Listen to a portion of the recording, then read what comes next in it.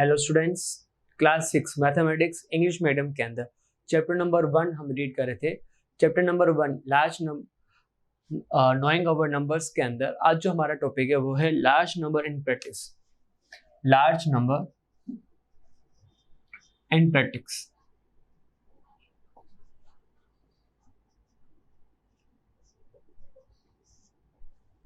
अगर हम बात करें कि डेली लाइफ के अंदर हमारे पास बहुत सारे यूनिट्स अलग अलग जो नंबर्स काम आते हैं। अगर हमें कोई चीज़ मेजरमेंट करनी है तो हम सेंटीमीटर के अंदर, छोटी चीज़ मेजरमेंट करनी है तो हम मिलीमीटर के अंदर, और अगर कोई हमें डिस्टेंस मेजर करनी है तो हम बड़ी डिस्टेंस, एक सिटी से दूसरी सिटी के अंदर, यहाँ एक एरिया से दूसरे एरिया तक जाने के लिए जो हम डिस्टेंस मेजर करते हैं वो किलोमीटर में मेजरमेंट करते हैं। तो डेली लाइफ के अंदर हमारे पास जो यूनिट्स मेजरमेंट होती है उनको हम कैसे कन्वर्ट करेंगे, उनकी वैल्यूज क्या क्या होती है। डिस्टेंस के लिए जैसे अभी हमने बताया मीटर, सेंटीमीटर और किलोमीटर। मीटर और सेंटीमीटर छोटी हमारे पास यूनिट है, उससे बड़ी यूनिट हमारे पास मीटर, और उससे बड़ी यूनिट जो है हमारे पास वो किलोमीटर है, जो हम एक एरिया से दूसरे एरिया तक जाने के लिए या फिर एक सिटी से दो अलग अलग डिफरेंस स्टेट के अंदर जो हम मेजरमेंट करते हैं डिस्टेंस का, वो किलोमीटर में करते हैं। अगर हम वेट की अगर हम बात करें तो उसका मेजरमेंट हम किलोग्राम में करते हैं। छोटी चीज का मेजरमेंट के लिए हम ग्राम यूज करते हैं या फिर मिलीग्राम यूज करते हैं। अगर हमने कोई भी वेजिटेबल वगैरह परचेज किए तो उनका टोटल नेट वेट कितना आया तो वो केजी के अंदर आता है कि भाई हमने 1 किलो या 2 किलो पोटैटो वगैरह ये परचेज किए हैं, तो उनके लिए हम केजी, किलोग्राम, ग्राम यूज करते हैं हम वेट के लिए। या फिर अगर हम देखें लिक्विड चीज के मेजरमेंट के लिए, हम लिक्विड चीज के मेजरमेंट के लिए हम लीटर या फिर किलो लीटर यूज करते हैं। जैसे अगर हम मिल्क की बात करें कि 1 किलो दूध, 2 किलो दूध, 2 किलो अगर हमने 2 लीटर, 1 लीटर, तो वहां जो हम किलो यूज करते हैं उसकी जगह पर लीटर हम वर्ड यूज करना चाहिए, क्योंकि लिक्विड चीज के लिए मेजरमेंट के लिए हम लीटर यूज करते हैं। तो अगर हम बात करें सबसे पहले डिस्टेंस के लिए बात करें, लेंथ की बात करें, डिस्टेंस अगर यहाँ लेंथ की बात करें तो उनके मेजरमेंट के लिए हम मीटर, सेंटीमीटर यूज करते हैं। तो सबसे छोटा यूनिट हमारे पास मिलीमीटर, मिलीमीटर यानी mm। उससे बड़ी यूनिट हमारे पास है सेंटीमीटर, देन उससे बड़ी यूनिट हमारे पास मीटर, एंड लास्ट में हमारे पास है किलोमीटर। तो ध्यान रखें यहाँ पर 10 मिलीमीटर मिलके 1 सेंटीमीटर बनाएंगे। 10 मिलीमीटर जो है वो 1 सेंटीमीटर के इक्वल होता है। 100 सेंटीमीटर जो है वो हमारे पास 1 मीटर के इक्वल होता है। 1 मीटर इक्वल्स टू 100 सेंटीमीटर, और 1000 मीटर, 1000 मीटर जो है वो 1 किलोमीटर के इक्वल होता है। तो अगर हमें डिस्टेंस को कवर अप करना है, बताना है मिलीमीटर, सेंटीमीटर, मीटर, किलोमीटर के अंदर, तो हम मेजरमेंट कैसे करेंगे। एक जो 10 मिलीमीटर है वो हमारे पास 1 सेंटीमीटर के इक्वल होता है, 100 सेंटीमीटर है वो हमारे पास 1 मीटर के इक्वल होता है, और 1000 मीटर है वो हमारे पास किलोमीटर के इक्वल होता है। मतलब डिस्टेंस के अंदर जो हमारे पास सबसे छोटी डिस्टेंस है, सबसे छोटा यूनिट है वो मिलीमीटर है, और लार्जेस्ट जो यूनिट है, स्मॉलेस्ट यूनिट, स्मॉलेस्ट यूनिट, और लार्जेस्ट अगर यूनिट की बात करें, लार्जेस्ट यूनिट की बात करें तो वो हमारे पास है किलोमीटर। लार्जेस्ट यूनिट की बात करें किलोमीटर। अब इनको कन्वर्ट कैसे करेंगे इस इंडेक्स के थ्रू तो हमने देखा ही है, अब आगे देखते हैं।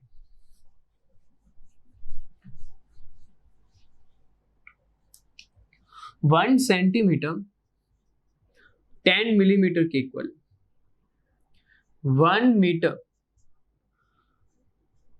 100 सेंटीमीटर के इक्वल है। अब अगर मीटर को मिलीमीटर में कन्वर्ट करना है, देन 100 इंटू 10 यानी 1000 मिलीमीटर के इक्वल आ जाएगा। इसी हिसाब से 1 किलोमीटर जो है 1000 मीटर के इक्वल है। अब एक बात की ध्यान रखनी, जो सबसे लार्जेस्ट यूनिट हमारे पास आएगा हर एक डिस्टेंस में, चाहे हम बात करें वेट में बात करें या लीटर में बात करें, तो किलो का मतलब हमेशा 1000 होता है। किलो का मतलब हमेशा 1000 होता है। देन किलोमीटर, हमारे पास किलोमीटर कितना आ जाएगा, 1000 मीटर के इक्वल आ जाएगा। अब इसको और आगे सेंटीमीटर में कन्वर्ट करना चाहिए, तो 1000 मीटर से सेंटीमीटर किसके इक्वल है, 100 के इक्वल है, तो इसको हम 100 से मल्टीप्लाई कर लेंगे। तो 100 से अगर मल्टीप्लाई कर लेंगे हमारे पास, तो ये हमारे पास सेंटीमीटर आ जाएगा। तो ये हमारे पास सेंटीमीटर आ जाएगा। तो 1 किलोमीटर हमारे पास किसके इक्वल है, 1 लाख सेंटीमीटर के इक्वल है। अगर हम यूनिट प्लेस की बात करें, 1, 10, 100, 1000, 10,000 एंड लाख, तो 1 किलोमीटर जो है वो 100,000 मीटर के इक्वल है और 1 लाख सेंटीमीटर के इक्वल है। और इसी यूनिट को अगर हमें आगे मिलीमीटर में कन्वर्ट करना है, तो देखिए सेंटीमीटर से मिलीमीटर में जाने के लिए हम 10 से मल्टीप्लाई करते हैं। तो क्या करेंगे, इसी चीज को 1, 2, 3, 4, 5 इसी चीज को हम 10 से मल्टीप्लाई कर लेंगे। तो हमारे पास टोटल आ जाएगा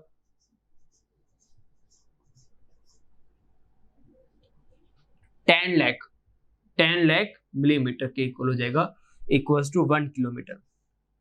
तो डिस्टेंस, हाइट, लेंथ, विड्थ, इन सबको मेजरमेंट करने के लिए हम मीटर, सेंटीमीटर, किलोमीटर इनका यूज करते हैं। सबसे स्मॉलेस्ट यूनिट जो हमारे पास मेजरमेंट में वो मिलीमीटर है, और जो लार्जेस्ट है वो हमारे पास किलोमीटर है। 1 सेंटीमीटर इक्वल्स टू 10 मिलीमीटर के इक्वल होता है, 1 मीटर इक्वल्स टू 100 सेंटीमीटर या फिर 1000 मिलीमीटर के इक्वल होता है, 1 किलोमीटर इक्वल्स टू 1000 मीटर या फिर हमारे पास 1 लाख सेंटीमीटर के इक्वल होता है, and 1 kilometre again 10 lakh millimetre के इक्वल हमारे पास होता है। तो मल्टीप्लाई के अंदर आपने इस चीज का नोटिस किया होगा कि जो हमारे पास large unit,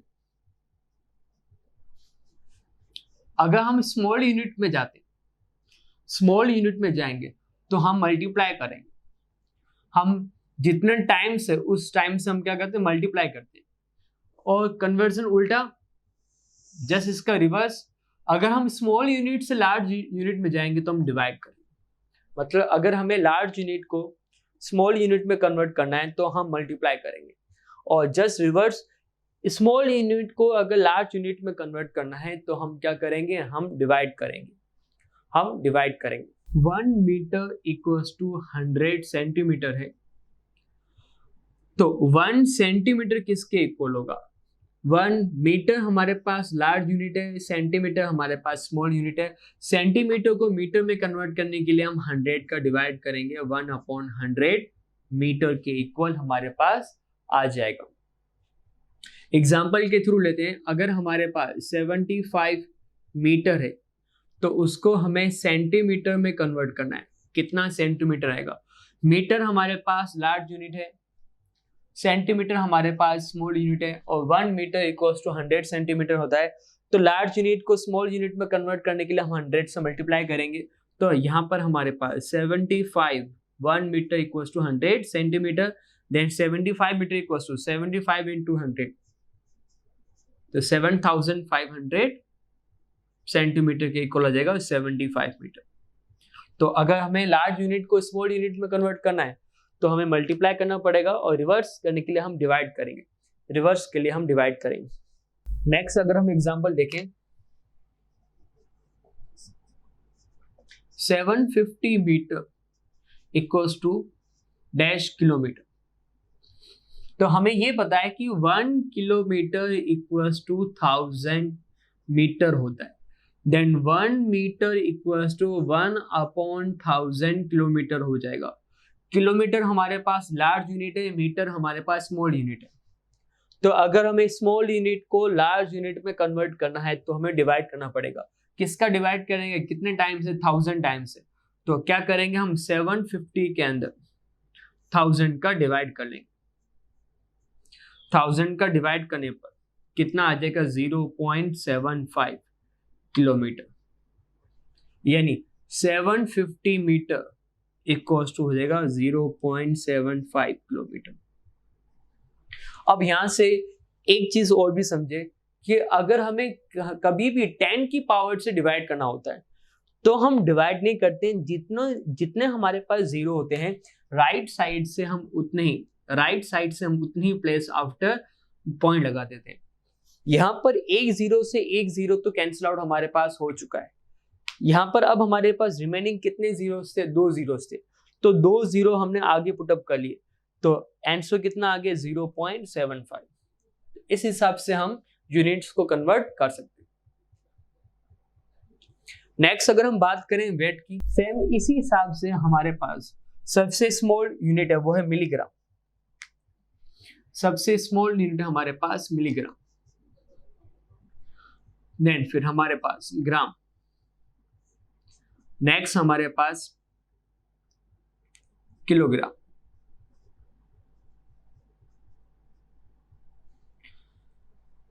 milligram, gram and kilogram के बारे में हम रीड करते हैं कि क्या क्या हमारे पास। तो वापस ध्यान रखें, 1 किलोग्राम केजी, किलोग्राम हमारे पास 1000 ग्राम के इक्वल है। 1 किलोग्राम हमारे पास 1000 ग्राम के इक्वल है। लार्ज यूनिट हमारे पास मिलीग्राम है, स्मॉल यूनिट हमारे पास मिलीग्राम है, लार्ज यूनिट हमारे पास किलोग्राम है। कन्वर्ट करने के लिए आप वापस वही हम पैटर्न यूज करेंगे, लार्ज यूनिट को स्मॉल यूनिट में कन्वर्ट करने के लिए मल्टीप्लाई करेंगे, स्मॉल यूनिट को लार्ज यूनिट में कन्वर्ट करने के लिए हम डिवाइड करेंगे।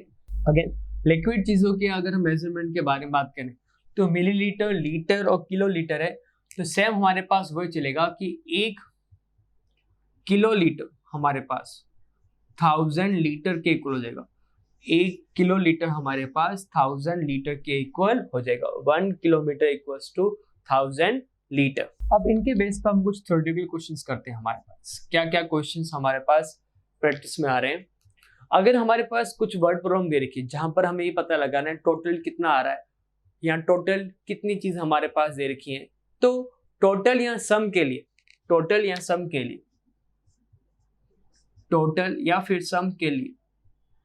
हम सारे नंबर्स को प्लस करते हैं। कोई चीज रिमेनिंग बतानी है तो उसके लिए हम माइनस करते हैं। तो वर्ड प्रॉब्लम को रीड करके हमें ये आइडिया लगाना पड़ेगा कि हम नंबर्स को प्लस करेंगे या माइनस करेंगे। जैसे एक वर्ड प्रॉब्लम के बारे में डिस्कस करते हैं।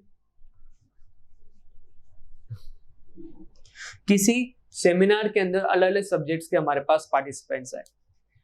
नंबर ऑफ पार्टिसिपेंट्स जो हिंदी में नंबर ऑफ पार्टिसिपेंट्स जो हिंदी सब्जेक्ट का है, हिंदी सब्जेक्ट के हमारे पास जो पार्टिसिपेंट्स हैं वो है 746। इंग्लिश सब्जेक्ट की जो पार्टिसिपेंट्स है वो है 1002। मैथ्स के जो पार्टिसिपेंट्स हमारे पास सेमिनार में इंक्लूड हुए वो है 987। आपको टोटल नंबर ऑफ पार्टिसिपेंट्स बताने, क्या वर्ड प्रॉब्लम है हमारे पास वो देखते हैं। एक सेमिनार के अंदर अलग अलग सब्जेक्ट के हमारे पास पार्टिसिपेंट्स इंक्लूड हुए। हिंदी के लिए हमारे पास इंक्लूड हुए 746, इंग्लिश के लिए हमारे पास इंक्लूड हुए 1002, मैथ्स के लिए इंक्लूड हुए 987। और आपको ये बताना है कि उस सेमिनार के अंदर टोटल नंबर ऑफ पार्टिसिपेंट्स कितने इंक्लूड हुए। तो टोटल नंबर ऑफ पार्टिसिपेंट्स के लिए हम क्या करेंगे, इन सारे नंबर को हम प्लस करते 7 + 2 9, 9 + 6 15 कैरी 1, 4 + 1 5 + 0 5 + 8 13 carry 1, 7 + 1 8, 8 + 9 17 carry 1, 1 + 1 2। तो हमारे पास टोटल नंबर ऑफ पार्टिसिपेंट्स हो जाएंगे 2735 participants.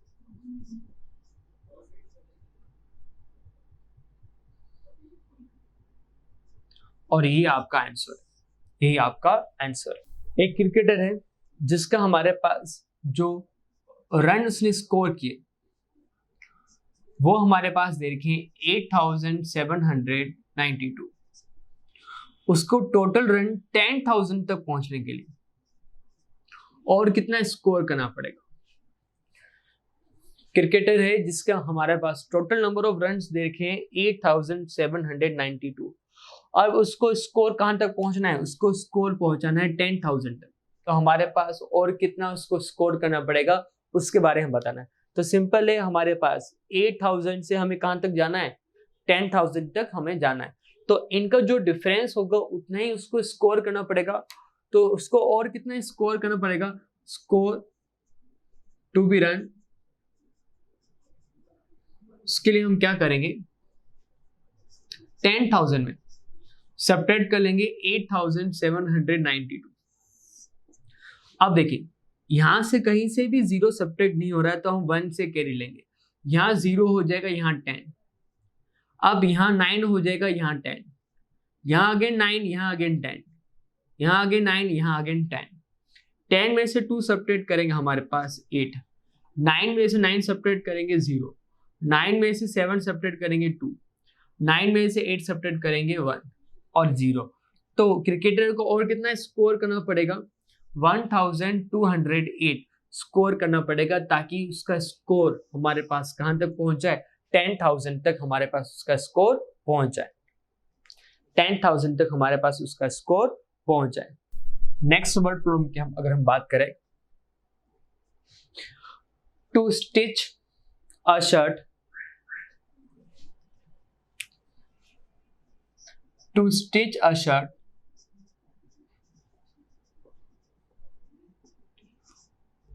2 meter 15 centimeter cloth is required. Cloth is required. To stitch a shirt, 2 meter 15 centimeter cloth is required. Out of 40 meter cloth, how many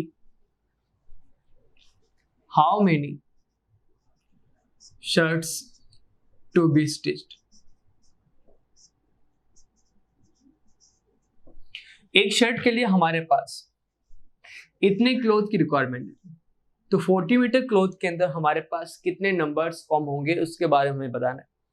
तो एक shirt के लिए हमारे पास जो क्लोथ रिक्वायरमेंट है वो हमारे पास कितना है, cloth required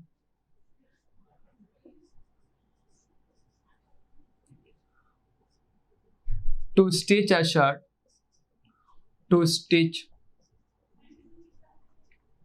a shirt equals to 2 meter 15 centimeter।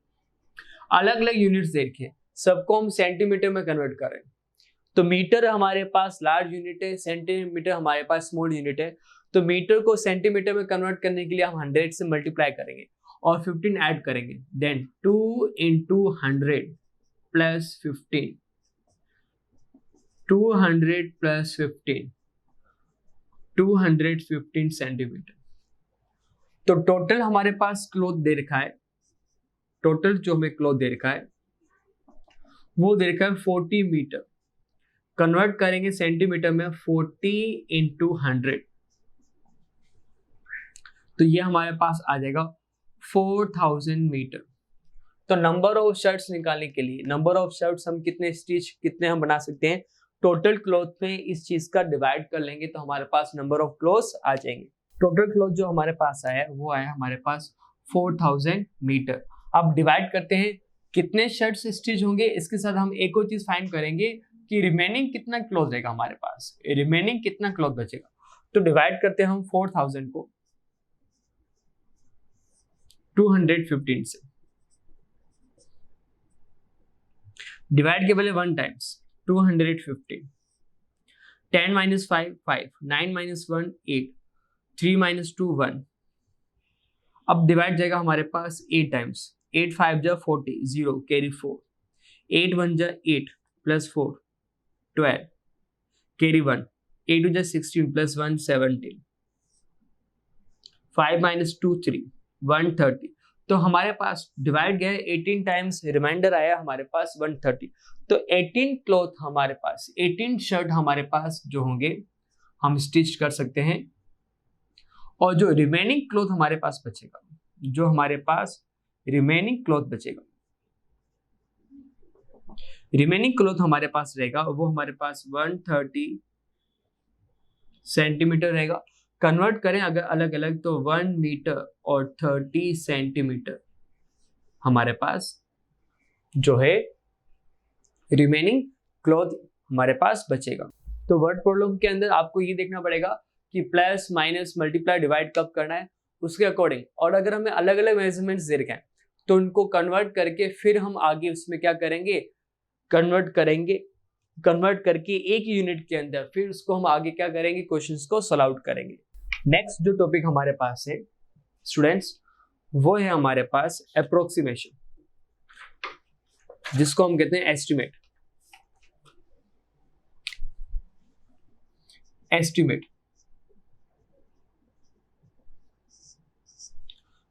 Estimate हमारे पास है अप्रोक्स नंबर, एग्जैक्ट नंबर नहीं आके हमारे पास अप्रोक्स नंबर कितना आ रहा है उसको हम कहते हैं एस्टिमेट। अगर हम देखते हैं कहीं कहीं पर हमें एग्जैक्ट नंबर की जरूरत नहीं पड़ती है, हम सिर्फ ये पता लगाते हैं कि लगभग वहां पर कितने अप्रोक्स वहां पर कितने स्टूडेंट्स हैं, कितने हमारे पास ऑडियंस है। अगर हम बात करें क्रिकेट मैच के अंदर तो कमेंट्री के अंदर कभी कभी सुना होगा कि अप्रोक्स हमारे पास जो है वो 10,500 या 10,000 के आसपास हमारे पास आज ऑडियंस आई है। यहाँ बात करें अगर हम किसी पॉपुलेशन के अंदर की अगर कि भाई स्टेट के अंदर या हमारे पास कंट्री के अंदर या फिर सिटी के अंदर अप्रोक्स हमारे पास जो है 10 लाख जो है हमारे पास पॉपुलेशन है, तो कहीं पर हमारे पास रिक्वायरमेंट होती है कि एग्जैक्ट नंबर हमारे पास नहीं आके एस्टिमेट नंबर की जरूरत पड़ती है। तो जब हमारे पास अप्रोक्स नंबर की जरूरत पड़ती है, अप्रोक्स हमारे पास कोई चीज कितनी आ रही है तो उसको हम कहते हैं एस्टिमेशन। तो एस्टिमेशन कैसे करते हैं नंबर्स का उसके बारे में हम बात करते हैं। सबसे पहले हम बात करते हैं एस्टिमेशन टेंस का। टेंस के आसपास वाले नंबर्स को हम कैसे एक्सपेरिमेंट करेंगे उसके बारे में हम देखेंगे। तो अगर हम ध्यान दें कि 0 से 4 तक जो नंबर है और 6 से 10 के तक नंबर है, तो 0 से 4 के जो नंबर है वो 10 के कंपैरिजन में 0 के ज्यादा हमारे पास क्लोज है कंपेयर टू 10 नियरेस्ट टू 0। तो इनका जो एस्टिमेट है वो हम 0 के आसपास करते हैं। 6 से 10 की जो डिजिट है वो हमारे पास 0 के कंपैरिजन में 10 के ज्यादा क्लोज है, तो उसका जो एस्टिमेशन है वो हम 10 के आसपास करेंगे। और जो हमारे पास 5 नंबर होगा उसका भी हम एस्टिमेट जो होगा वो 10 के आसपास करेंगे। तो अगर हमारे पास नंबर 0 से 4 पर है तो उसको हम पहले एस्टिमेट करेंगे, और 5 या 5 से ग्रेटर नंबर है तो उसका एस्टिमेट करने के लिए हम 10 से उसके आसपास अप्रोक्स करेंगे। और यही बात अगर हम करें 100 तक की डिजिट की, 100 तक की डिजिट की अगर हम बात करें तो उनको हम कैसे एस्टिमेट करेंगे उसके बारे में हम देखते हैं। 1 से लगाकर 49 तक की जो डिजिट है वो 100 के कंपैरिजन में 0 से ज्यादा नियरेस्ट है, तो उनको एस्टिमेट करने के लिए हम 0 की हेल्प लेंगे। उसको एस्टिमेट करने के लिए हम 0 की हेल्प लेंगे। और अगर बात करें 51 से 99 तक की बात करें तो वो 0 से कंपैरिजन में 100 के ज्यादा आसपास है, तो उसका एस्टिमेट करने के लिए हम आगे के नंबर यूज करेंगे। 100 के आसपास वाले जो नंबर है उनके लिए हम एस्टिमेट करेंगे। अब एग्जांपल के थ्रू इन चीज को समझते हैं। 10 और 100 तक की डिजिट,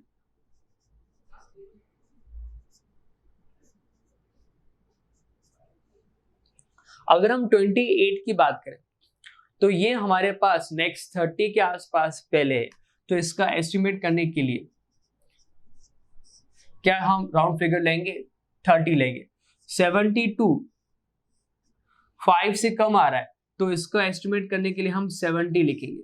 55 पीछे 5 आ रहा है तो इसका नेक्स्ट नंबर हमारे पास जो होगा 60। मतलब जो हमारे पास यूनिट प्लेस पर डिजिट है उनके बारे में देखना है कि अगर वो यूनिट्स हमारे पास 5 से कम है तो उनके प्रीवियस 0 वाले पर आ जाएगा, और अगर 5 या 5 से ज्यादा है तो उसके जो नेक्स्ट हमारे पास जो है 10 से 100 उन नंबर्स के अंदर वो राउंड ऑफ हो जाएगा। अगर हम बात करें 147 की, 147 की। तो ये 140 से कंपैरिजन में 150 के आसपास ज्यादा है, तो इसका एस्टिमेट हो जाएगा 150 में हमारे पास। और अगर हम बात करें 189 की, तो ये 180 से ज्यादा हमारे पास कितना आ जाएगा, 200 के आसपास जो है इसका एस्टिमेट हमारे पास हो जाएगा। 147 का जो हम अप्रोक्सीमेशन करेंगे वो हमारे पास आ जाएगा 100 के आसपास हो जाएगा। तो अप्रोक्सीमेशन में आपको सिर्फ नंबर्स का ध्यान रखना है कि नंबर्स के लिए हम कैसे उनको अप्रोक्स करेंगे। अब अगर हम 1000 तक के नंबर्स की बात करें, 1000 तक के नंबर्स की बात करें अगर हम, तो 1 से 499 तक के जो नंबर्स है, 1 से 499 तक के जो नंबर है वो 1000 के कंपैरिजन में 0 के ज्यादा कंपेयर है, तो उनको हम 0 के फॉर्म में 0 के नियरेस्ट एस्टिमेट करेंगे और 501 से लगाकर हमारे पास 999 के जो नंबर है उनको हम एस्टिमेट करने के लिए, इनको हम एस्टिमेट करने के लिए हम क्या करेंगे, 1000 के आसपास उन नंबर्स को हम एस्टिमेट करेंगे। कुछ एग्जांपल्स लेते हैं हम इसके अंदर। 841 की बात करें, 841 की बात करें तो ये 900 से पहले 800 के ज्यादा कंपेयर में है, तो इसका जो एस्टिमेशन होगा वो आएगा इसके प्रीवियस 0 वाले पर 800 पर आएगा।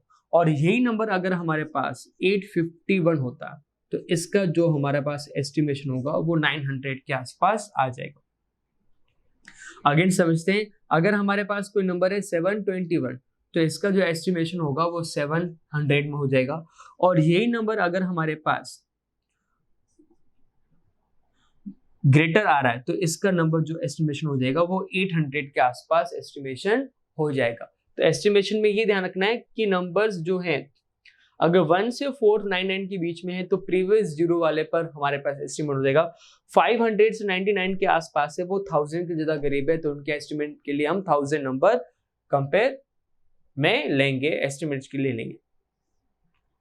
ओके स्टूडेंट, आज की क्लास में हम इतना ही रखते हैं। नेक्स्ट क्लास के अंदर हम इसके आगे के टॉपिक डिस्कस करेंगे। Thank you.